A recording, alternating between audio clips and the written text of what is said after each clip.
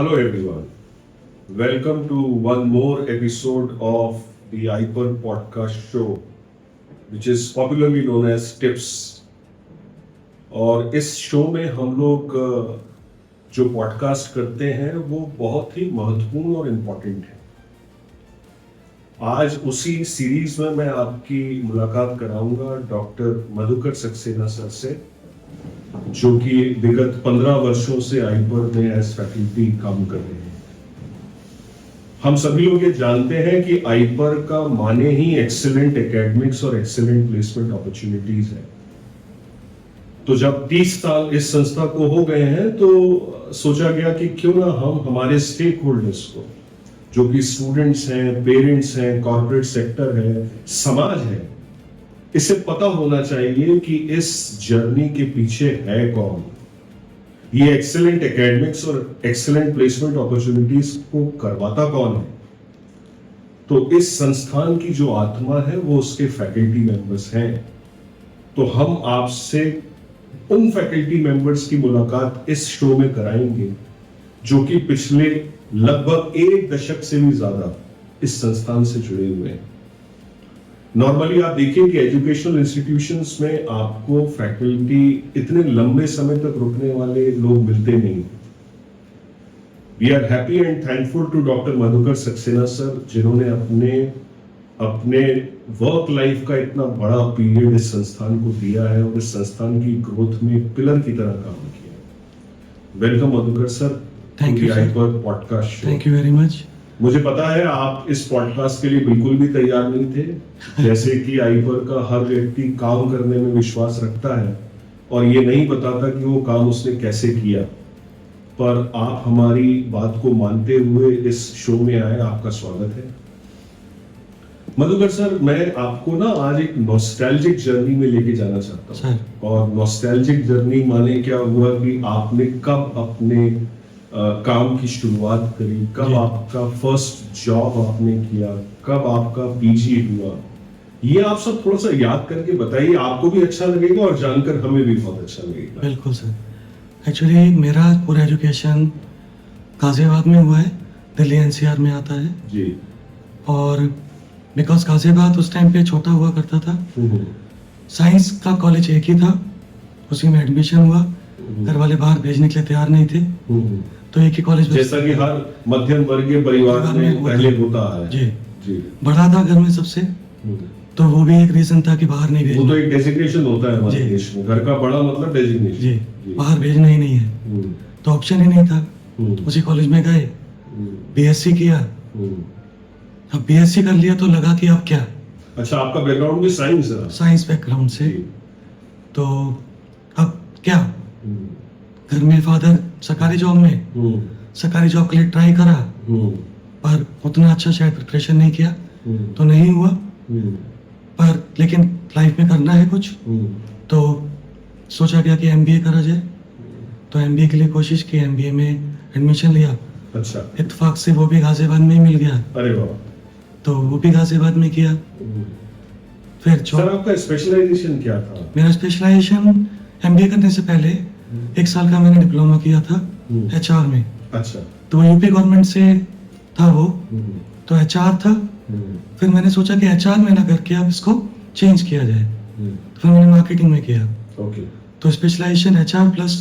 तो जब आप मार्केटिंग का चुनाव कर रहे थे अपने एमबीए प्रोग्राम के स्पेशलाइजेशन के लिए, तो आपके मन में क्या बातचीत थी? आप क्या सोच रहे थे कि मैं मार्केटिंग क्यों लूं? फाइनेंस दिमाग में घुसता नहीं था तो अच्छा नहीं लगता था। साइंस आपकी पसंद कर देता? हाँ। नंबर्स में आप कंफर्टेबल नहीं थे? नहीं, मैथ्स में था। अच्छा। मैथ्स अच्छा था। अच्छा। पर फाइनेंस नहीं घुसता, इंटरेस्ट नहीं होता था, अकाउंट्स नहीं घुसता था स्पेसिफिकली। तो फिर बचा क्या, मार्केटिंग। एचआर भी शायद उतना इंक्लिनेशन नहीं था, तो अल्टीमेटली फिर मार्केटिंग। पर जब आपने मार्केटिंग पढ़ना शुरू किया तो आपको ऐसा लगा कि ये सब्जेक्ट आप ही के लिए बना है? हाँ, इंटरेस्टिंग था। आपका डिस्ट्रीब्यूशन, सेल्स, एडवर्टाइजमेंट्स, प्रमोशन, मतलब जो एक्सीडेंट रहा वो बाद में इंसिडेंट बना। अच्छा लगा। इत्तेफाक से फैकल्टीज भी बहुत अच्छी रही। अच्छा। तो वो इंडस्ट्रीज से आते थे बेसिकली, तो उनका जो एक्सपीरियंस शेयर करते थे प्लस थ्योरी पार्ट, तो वो भी थोड़ा सा एक इंटरेस्टिंग बनता चला गया।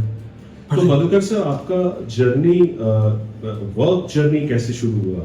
आपने पहला जॉब क्या किया? आप क्या सोचकर उस जॉब में गए थे? जी। कुछ याद आपको आ रहा है? हाँ बिल्कुल है सर, पूरा याद है।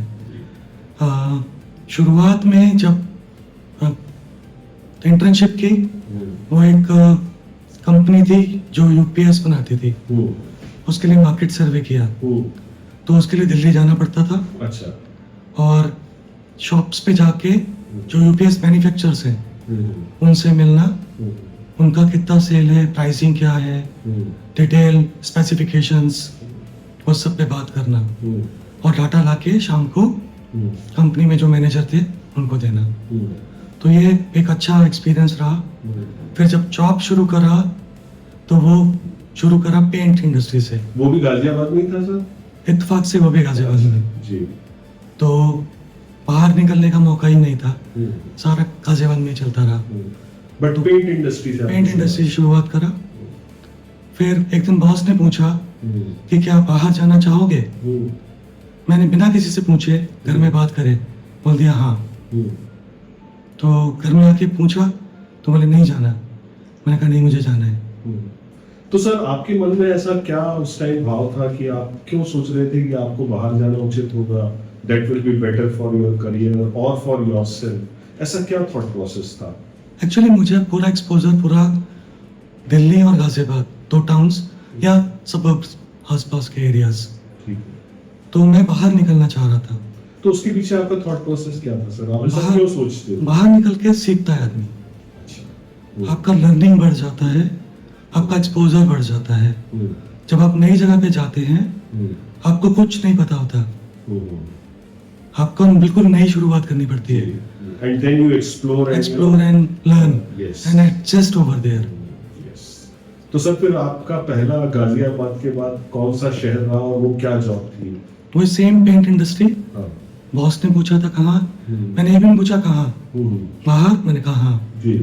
तो उन्होंने बोला लुधियाना जाना है। अच्छा। मैंने कहा ठीक तो है। आप नॉर्थ साइड ही ऊपर चले गए? लुधियाना चला गया। तो लुधियाना से तो सर मेरा इंक्लिनेशन है, वो मेरा होम टाउन है। लुधियाना अच्छा। के पास एक छोटी सी जगह है, आपने कभी सुना होगा, हाँ। मलेरकोटला। बिल्कुल बिल्कुल सर। वो आधे घंटे की जर्नी जी, है। जी, जी, जी, जी, मैं जी। वहीं से बिलोंग करता हूँ सर। मुझे तो इंटरेस्टिंग है आप लुधियाना की बात। जी जी, जी छोटा सा टाउन है। जी। हाँ, तो लुधियाना पोस्ट बैठ गया जाकर के मैं। वहां से फिर मैंने ऑपरेट करा पूरा पंजाब। ओके। पूरा पंजाब मैंने देखा। फिर बॉस ने मुझे कुछ और जॉब्स देना शुरू करा। वो और जॉब्स ऐसे थे जो कि पिछले काफी टाइम से बॉस को और ऑर्गेनाइजेशन के लिए एक कांटा बने हुए थे, अच्छा। मतलब अटका हुआ था वो काम। हाँ तो बॉस ने बोला ये काम करेगा? मैंने कहा हाँ। हाँ। मतलब क्यों? पहला चैलेंज आया आपके जी। सामने। जी मैंने कहा बिल्कुल करूंगा। जी। तो बॉस ने मुझे वो काम दिया। मैंने कहा सर टाइम लगेगा। बोले हाँ कोई दिक्कत नहीं, करो। अच्छा। तो मैंने वो काम टास्क पकड़ लिया। मुझे ध्यान है मुझे अजमेर भेजा गया। अच्छा, देन राजस्थान। जी। मतलब पंजाब से राजस्थान। बिल्कुल। तो वहां से कुछ पुराने कुछ पेपर्स रहते थे, जो पहले पेपर बहुत चलता था, फॉर्म्स होते थे, तो वो लेके आने थे और वो काफी टाइम से और काफी लंबे टाइम के अटके हुए थे। तो मैंने कहा बॉस मुझे टाइम फ्रेम और क्या क्या अटका हुआ है मुझे एक लिस्ट दे दीजिए। मैंने कहा ठीक है। मैं पहुंच गया कंपनी में और जो पर्सन थे उनसे बात करी। तो मेरी एज देख करके उन्होंने बोला कि यहाँ क्या करने आए हो? मैंने कहा सर ये काम करने। तो बोले अजमेर के पास एक जगह है, वहाँ पे एक अच्छा पुष्कर पुष्कर, हाँ जी हाँ जी, बड़ा टूरिस्ट टूरिस्ट प्लेस है। मतलब ये तो एक रिचुअल है कि जो अजमेर जाता है पुष्कर जरूर जाता है। तो बोले वहाँ गए हो? मैं कहा नहीं। बोले जाओगे? मैंने कहा काम पहले उसके बाद में टाइम बचेगा तो। जी। तो बोले नहीं आप जाओ। मैंने कहा क्यों? बोले काम मैं देख रहा हूँ, काम मैं कर दूंगा, आप तो जाओ, कल मेरे पास आ जाना, काम आपको मैं करके दे दूंगा, आप अभी चले जाओ पुष्कर। तो मैं पुष्कर चला गया, वहां उससे आया, अगले दिन पहुंचा, उन्होंने काम मुझे करके दे दिया। तो मैंने ये सीखा कि आपका इंटेंट और intention yes.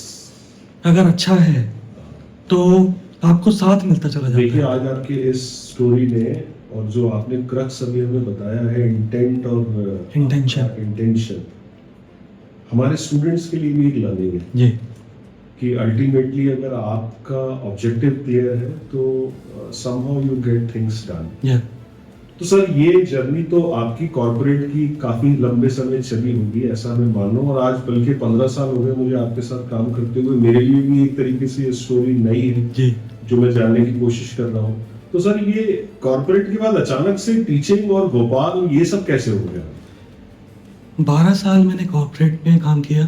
12 years, yes sir. it's a long period। 2 major companies थी, एक मेजर पोर्शन ICI पेंट्स में रहा, हाँ फिर मैंने शिफ्ट किया इंस्टीट्यूशनल अगेन था वो भी, उषा इंटरनेशनल स्मॉल अप्लायंसेस। तो इंसिडेंटली वहाँ पे बॉस बहुत अच्छे मिले, उनसे बहुत कुछ सीखा। और उनका एक बहुत अच्छी चीज थी, वो क्या करते थे जब हम मार्केट में जाते थे उससे पहले वो हमको एक पेपर पे डायरी में नोट कराते थे कि आपको क्या क्या काम करना है। अच्छा, प्लानिंग वहीं से आपने सीखी? एग्जैक्टली, कि पेपर पे आप जब तक नहीं नोट डाउन करेंगे आपकी मेमोरी इतनी शार्प नहीं होती कि आप सब कुछ याद रख सकें। तो आप लिखें। तो सर भोपाल की जर्नी कैसे शुरू हुई, आप भोपाल कैसे पहुंचे?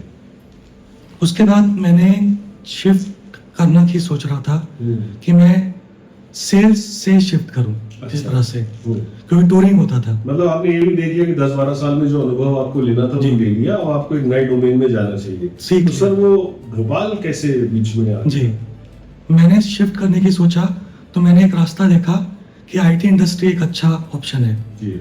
तो मैंने एक कोर्स किया सॉफ्टवेयर टेस्टिंग का। मतलब 12 साल जॉब करने के बाद भी still you were a learner. जी, आप एक नई स्किल को फिर सीखने के लिए, सर आज आप हमारे स्टूडेंट्स को कितने लेसन्स देके जा रहे हैं। जी, मतलब आपने पीजी किया, 10-12 साल नौकरी करी, उसके बाद आप एक नया सेक्टर, नया डोमेन और नए स्किल कोर्स के लिए माइंडसेट आपका नहीं, उसका पीछे भी एक रीजन था कि मैंने 1 साल का पीजी DCA का भी किया हुआ था। अच्छा, तो कहीं ना कहीं वो भी एक हाँ, था, बैक ऑफ द माइंड था। बैक ऑफ द माइंड था कि ये भी एक ऑप्शन हम एक्सप्लोर कर सकते हैं। जी। तो उसकी वजह से टेस्टिंग जी। टेस्टिंग फिर आईटी सेक्टर में फिर आप आए या नहीं, घुसा मैं। अच्छा, जी। मैं एक मौका मिला बेंगलोर में, सॉफ्टवेयर टेस्टिंग का एक ITPL करके एक हब है, IT हब बेंगलोर में, वहाँ पे जॉब मिला। 6 महीने करीब काम किया और IT में उस टाइम पे फिर एक रिसेशन आया, बहुत बड़ा रिसेशन। ये कौन सी ईयर की बात करें? शायद 2007-8 की बात है ये। वो जो .com बबल बिल्कुल बस्ट हुआ, बिल्कुल, वो तो पूरे दुनिया के सारे कंपनीज बिल्कुल, और उसकी वजह से आई वाज रूल्ड आउट। तो ओके, मतलब वो तो एक सेक्टोरल इशू हुआ जी। पर भोपाल कहाँ आ गया सर? भोपाल मेरा इन लॉज रहते हैं। ओके, तो भोपाल आपके लिए नेचुरल प्लेस था जहाँ पे मैं आ सकता था। Okay okay. तो sir ma'am is a housewife और she is she was working okay and then because of family reasons उन्होंने छोड़ दिया फिर बाद में। तो भोपाल आपके लिए एक नोन प्लेस है बिकॉज ऑफ पहले से। तो सर एकेडमिक्स में कैसे आपका विचार बना कि अब जाना चाहिए? तो एक फिर ऑप्शन यही था कि मेरा अगेन एक इंक्लिनेशन, मैं 10th तक के स्टूडेंट्स को पढ़ाता भी था।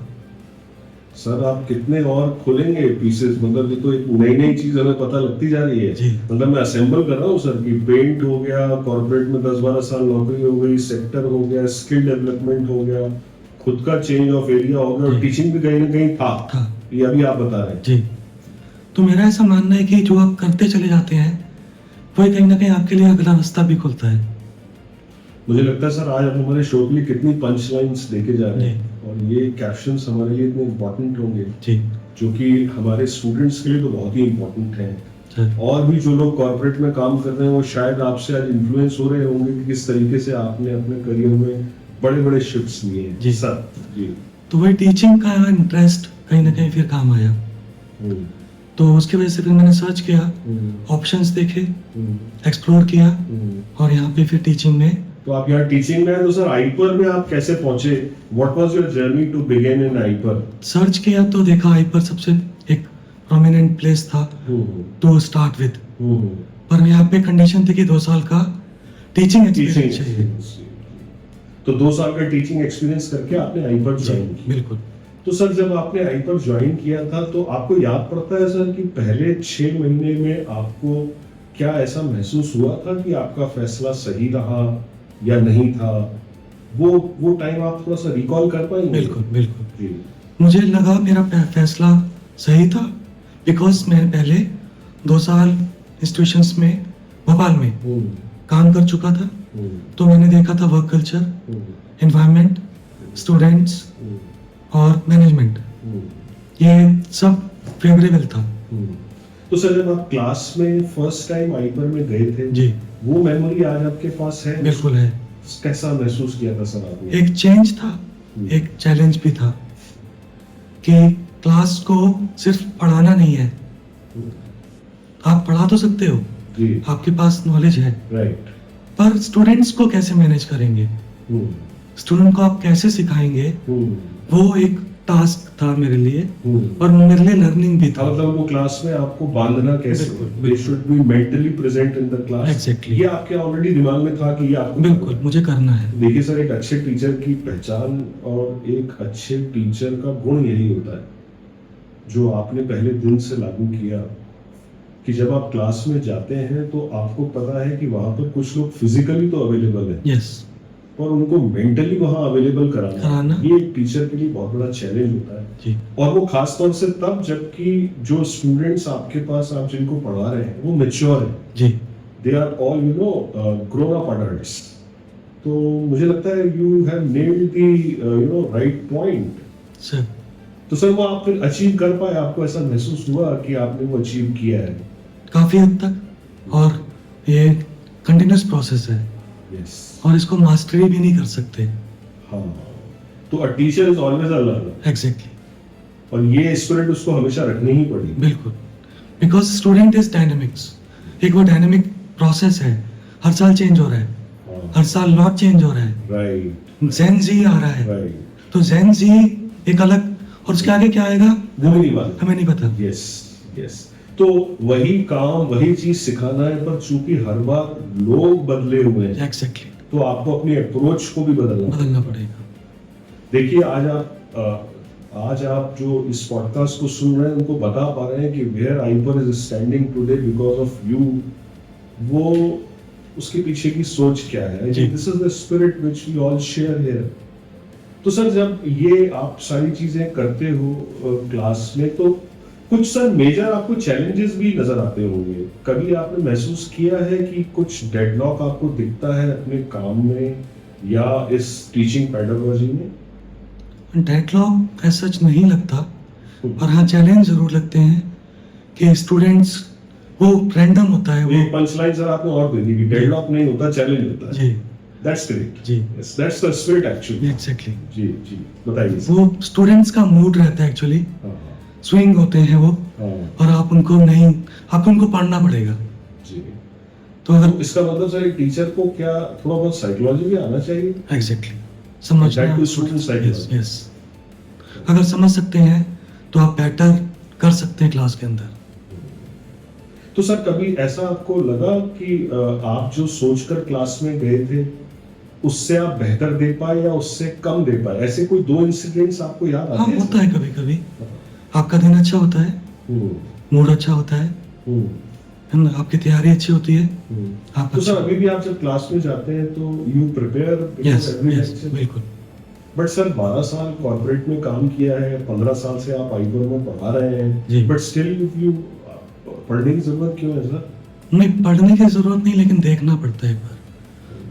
एक बार पीपीटी में देखता हूँ और उसको गो थ्रू करता हूँ। आज मुझे 10 पीपीटी देखनी है या क्लास में लेके जानी है, तो 10 पीपीटी के साथ साथ मुझे और क्या ऐड ऑन करना है, ओके, वो तो आप कस्टमाइजेशन अभी भी करते हैं? बिल्कुल, वो मुझे लेके जाना होता है। मैं न्यूज़पेपर क्लास में मंगाता हूँ, अच्छा, लाइब्रेरी से न्यूज़पेपर मंगाता हूँ क्लास ओके में, ओके, स्टूडेंट्स को बोलता हूँ कि ये न्यूज़ है, ये हमारे टॉपिक से रिलेटेड है। अच्छा, स्टूडेंट्स को बोलता हूँ, इसको 2 स्टूडेंट्स को बुला के पढ़िए। करेक्ट, तो वो करेक्ट कर पाते होंगे कि जो मैं जी। पढ़ रहा हूँ वो आज की ये जरूरत है। बिल्कुल, ये कॉन्सेप्ट हमने पढ़ा, जो हमने आज पढ़ा, और ये आपका न्यूज़ जो रिलेट हो रही है। नहीं, यहाँ तो मैं सर आपको सेकंड करूंगा कि आईपर की फिलॉसफी में ही ये है, जी और वो सब आप जैसे टीचर्स की वजह से ही रहा है। आपके सजेशंस हैं कि जो हम स्टूडेंट को पढ़ा रहे हैं, अगर पहले उसको ये बता पाए कि वो ये पढ़ क्यों रहा है, जी उसको इसकी जरूरत कहाँ आने वाली है, इस बात को प्रूव करने का सबसे अच्छा तरीका यही होता है कि चूंकि हम मैनेजमेंट पढ़ाते हैं तो बिजनेस में जो चल रहा है वो उसको दिखा दिया जाए। तो जो आप ओरिजिनली जहाँ से चले थे कि फिर वो मेंटली भी क्लास में कनेक्ट हो जाए। Exactly. तो I think this is the tool with which you connect the student in the class mentally Yes. Also, and that is the reason मुझे पता लगा है कि आपकी क्लास में अटेंडेंस भी काफी अच्छी रहती है, स्टूडेंट्स काफी आते हैं। और मैं ऐसा मानता हूँ कि स्टूडेंट्स को अटेंडेंस के लिए बाध्य नहीं किया जाना नहीं, चाहिए, बिल्कुल पर अगर वो आप उनको कुछ मटेरियलिस्टिक चीजें, कुछ इंपॉर्टेंट चीजें, सिग्निफिकेंट चीजें जो उनके करियर को शेप करेंगी, अगर आप देते हैं तो there is a pull factor, push करने की जरूरत उनको नहीं है। बिल्कुल बिल्कुल। तो सर इस पीरियड में आपने अपनी पीएचडी भी कंप्लीट करी, जी। यानी देखिए पेंट इंडस्ट्री से लेकर नए स्किल कोर्सेज को सीखना जी और फिर रिसर्च करके अपनी पीएचडी को भी खत्म करना। जी तो सर आपके पीएचडी के कुछ खट्टे मीठे अनुभव आपको दिमाग में याद आते हैं? बिल्कुल आते हैं सर। तो सर कुछ शेयर करिए ना। शुरू में तो जब पीएचडी शुरू करी जी। तो ब्लैंक था, हाँ। पता ही नहीं था कि ये होता क्या है राइट और करना क्या है, राइट। मैंने नहीं पता था। फिर ग्रेजुअली समझ में आया और करते चले गए तो रास्ता निकलता चला गया, कुछ गाइडेंस मिलती चली गई। जिन लोगों ने पीएचडी करी थी उन लोगों से पूछा, उन्होंने सपोर्ट किया और रास्ता बनता चला गया और पीएचडी कंप्लीट हो गई। तो सर कुछ ऐसा अनुभव बीच में आपका एक्सपीरियंस रहा जहां आपको ऐसा लगा हो कि मैं पीएचडी छोड़ देता हूँ? हाँ बिल्कुल था। क्योंकि पीएचडी का एक बड़ा बेसिक सा फिनोमेना होता है, 10 में से 9 लोगों को बीच में लगता है कि छोड़ दें, नहीं होगा। बिल्कुल लग रहा था बिल्कुल बीच में, और लोग कह भी रहे थे कि घर पे भी बोल रहे थे कि करनी कि नहीं करनी। तो लास्ट में बेटे ने एक दिन पूछ लिया कि ये आपका पीएचडी हो जाएगी, तो फिर मुझे लगा आपको कि चुप गया होगा। हाँ, फिर मुझे लगा कि नहीं यार अब Yes. सीरियस होना चाहिए और कर लेनी चाहिए। मैं तो सर जो आपने पीएचडी किया तो जो उसमें आपकी लर्निंग रही होगी, आई एम श्योर वो लर्निंग आप क्लास में पढ़ाते टाइम भी बहुत यूज कर बिल्कुल काम आती है, बिल्कुल काम आती तो है। अल्टीमेटली जब आप कंप्लीट कर लेते हैं तो यू एनालाइज किए, देखिए कितने काम जी, का था। बिल्कुल। यानी अगर किसी ने सिस्टम बनाया है कि टीचर को रिसर्च करना चाहिए, उसका लॉजिक उसके पीछे का लॉजिक बिल्कुल लॉजिक प्रूव होता है। इनफैक्ट सर जो हमारे पॉडकास्ट को देख रहे हैं उनको मैं आपकी एक पर्सनालिटी का एक और चीज बताना चाहता हूँ, और आज मैं ये मौका भी मैं यूज करना चाहता हूँ कि आपको आज थैंक्स करूँ उस इंसिडेंट्स के लिए सर। जो हमारे इंस्टीट्यूशन में हुआ। दुनिया को सभी को पता है कि एक पैंडेमिक हम सब ने देखा है सर। 2020 में, बिल्कुल कोविड का टाइम था। सर। मैं सब लोगों को शेयर करूंगा सर कि जिस तरीके से उस टाइम पर आपने इस इंस्टीट्यूशन को संभाला है। मुझे याद है कि जब बहुत सारे लॉकडाउन्स हो रहे थे, कुछ रिस्ट्रिक्शंस के साथ ओपनिंग थी, कुछ हमें बहुत सारे जो नॉर्म्स थे गवर्नमेंट के वो भी फॉलो करने थे। तो मुझे याद है कि जब हम घर से कोई नहीं निकलना चाह रहे थे तो आपने आगे लीड लेके कहा था कि सर मैं कैंपस जाता हूँ और सारी चीजें देखकर प्रिपरेशन करके आता हूँ। तो सर आज मैं आपको उसके लिए थैंक्स करूंगा कि जिस तरीके से आपने हमारी सबकी यहाँ पर सिक्योरिटी को ध्यान में रखते हुए आपने आगे आके वो सब किया। तो I think IIPA is obliged towards you. Sir, I take it as a part of my job. Yes, sir, that is your modesty. पर देखिए friends, this is why IIPA is standing here today. Sir. It's the faculty like Dr. Madhukar Saxena who has been with us since last 1.5 decades now. और जब continuity होती है sir तो मैं समझता हूँ कि स्टूडेंट की लर्निंग में भी वो कंटिन्यूटी आ जाती दिखती है, yes, वो क्रेडिबिलिटी आ जाती आती है। तो सर ये यहाँ तक की जर्नी तो हमने आपकी सुन ली सर। तो सर अब आप थोड़ा सा मुझे ये बताइए कि आपके फ्यूचर प्लान्स क्या हैं, क्योंकि आप जिस तरीके से बार बार नई नई चीजें चैलेंजेस ले रहे हैं, आई एम श्योर कि अभी भी ये कहानी खत्म नहीं हो रही है, अभी भी आप बहुत कुछ नया सोच रहे होंगे। मैं सर कोर्सेज करता रहता हूँ। अच्छा। अभी भी अच्छा, still online. Yes sir. That's great. अभी एक पेपर दिया था, उसका रिजल्ट शायद जुलाई में आएगा और उसकी टारगेट मेरी है कि उसका लेवल्स हैं तो उसमें 90% से ऊपर 1% मेरा आ जाए। एंड देन मेरा एक और वही एक टारगेट है कि इस तरह के कोर्सेज मैं एक बना पाऊँ। ग्रेट। स्टूडेंट्स के आप लिए। कुछ कोर्स बनाना भी चाहते जी, स्टूडेंट्स के लिए। That's great, that's a Yes. Very noble. कोई एक टॉपिक हो, कोई एक एरिया हो जहाँ पे मैं स्टूडेंट्स को एड्रेस कर पाऊँ on those topics, on those areas. तो सर कुछ आज हम इस पॉडकास्ट को एक अपॉर्चुनिटी की तरह भी यूज करना चाहते हैं। तो मैं आपसे दो सजेशंस लेना चाहूंगा, एक स्टूडेंट्स के लिए और एक कॉर्पोरेट सेक्टर के लिए। सर, आपका विचार, स्टूडेंट्स को आप क्या सजेशन देना चाहेंगे? Student, advice, a piece of advice, Yes. Because they all are mature. Sir, हम उनको एडवाइस कर सकते हैं, तो बिल्कुल। आपके मन में कोई बात तो आती होगी कि मैं ये एडवाइस बच्चे को देना चाहता हूँ। एक्चुअली जो एक हमारे बुजुर्ग भी बोलते थे कि हार्ड वर्क का कोई सब्स्टिट्यूट नहीं हो सकता, ग्रेट, ग्रेट, तो ये शायद स्टूडेंट्स अभी बोलता जा रहा है। जी।